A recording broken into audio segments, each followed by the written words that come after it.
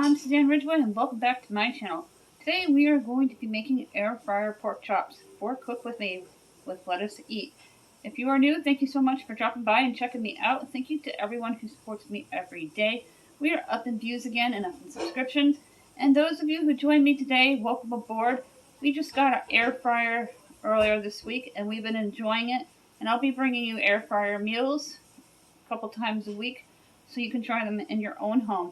Our new sofa is coming Thursday and I cannot wait for that. Tomorrow we'll be filming and decluttering my TV room to get the TV room ready for the new sofa.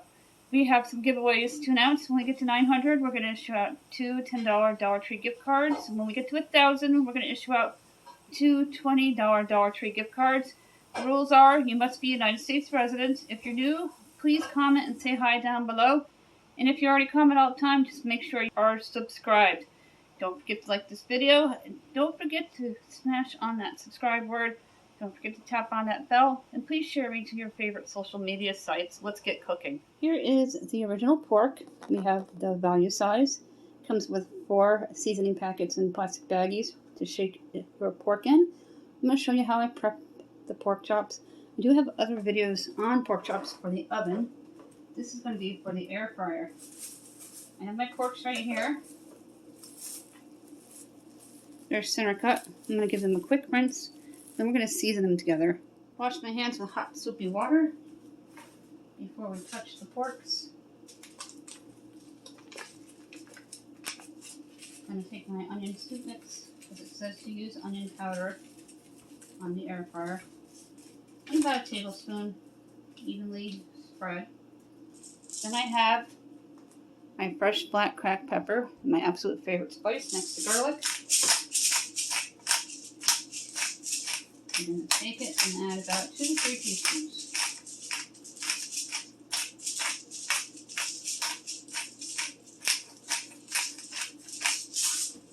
And then last, you're going to take your garlic. If you have fresh, you may use fresh. I'm trying to keep my food costs down. I've been using the powdered garlic. Everything is expensive these days. I'm going to go ahead and you're going to open up your pork box here.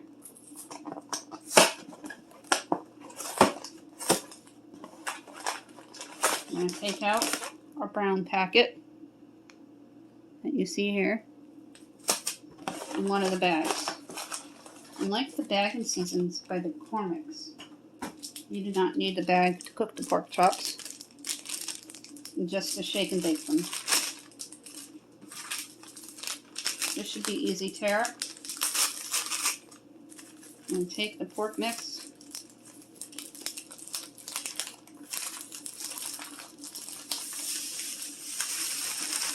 And make sure it's all in the bag here. It sounds like there's some in there still.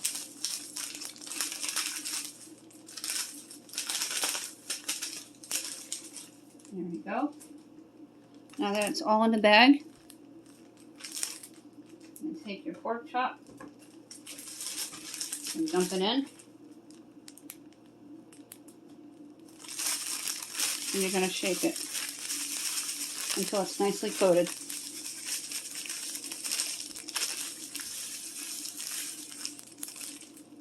Then you're going to repeat the process until all of the porks are coated.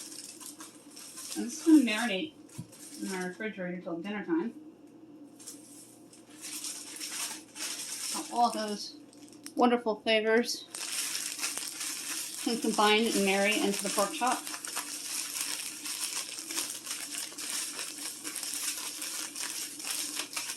Then I'm going to sprinkle on about a tablespoon of oil directly onto the porks so they marinate all day. And it'll come out crispy and juicy.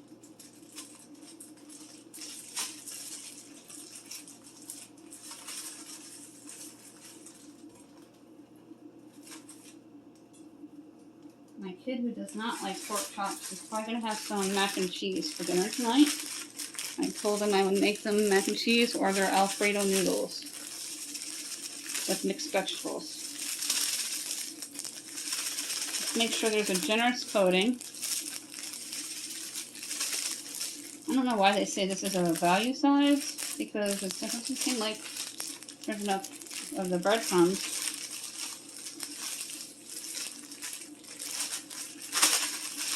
to cover 3 porks, let alone 4, if my kid ate them.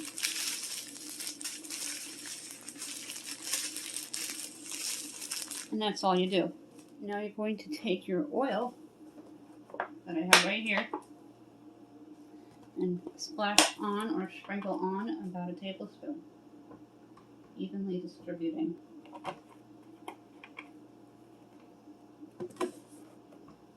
These will marinate all day, and then they'll go into the air fryer that's right here.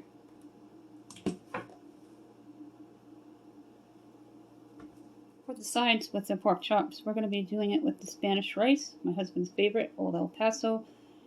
Plus, we're going to serve it with also snap peas and either niblet corn or broccoli. We just had broccoli yesterday, so it's probably going to be one of the other two.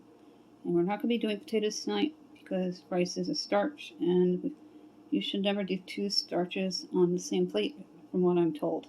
Here is a close-up of the pork chops before they go in the air fryer later tonight. I'm going to preheat the air fryer for pork chops according to the book. My husband's going to throw together the Old El Paso Spanish rice. Then we're going to grab our green beans from the freezer for our vegetable side. Briefly, David's just going to get the rice going on the stovetop according to the directions of the box. Just follow along accordingly. And then we're going to preheat the air fryer, and when that's done, we're going to put the pork chops in.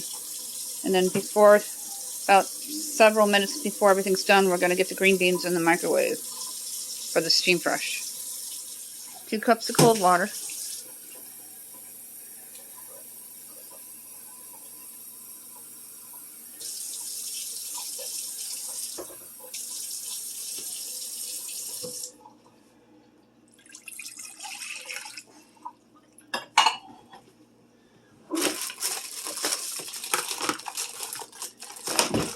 Put the rice in. We always like Spanish rice with pork chops. I'm going to get a tablespoon of butter. Half a tablespoon, whatever it'll do. It's close to a tablespoon. And I'm just going to throw that in there. And what we're doing is just assembling everything in the pot before we take it over to the stovetop. There's the seasoning packet.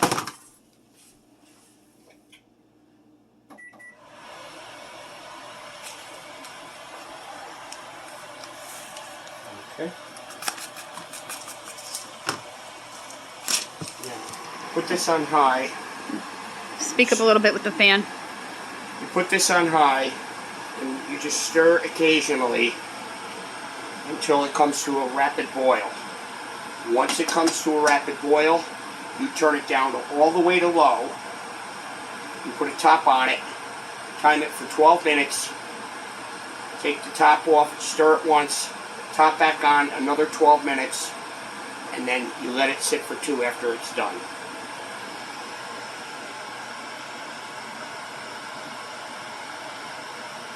Now it's at a boil, and we're going to let it simmer, and we're going to cover it when it goes to low. Getting the air fryer ready, you're going to plug it in.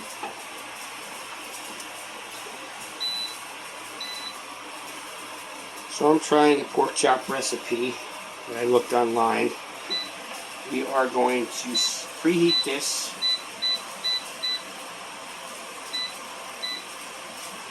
for 4 minutes at 400. Then we're going to cook the chops 6 minutes, flip another 6 minutes, and then test it from there and make sure it's at 145 degrees. Pork chops. The uncoated one is my kids, because my kids are picky. My youngest won't eat pork chops. They'll get mac and cheese.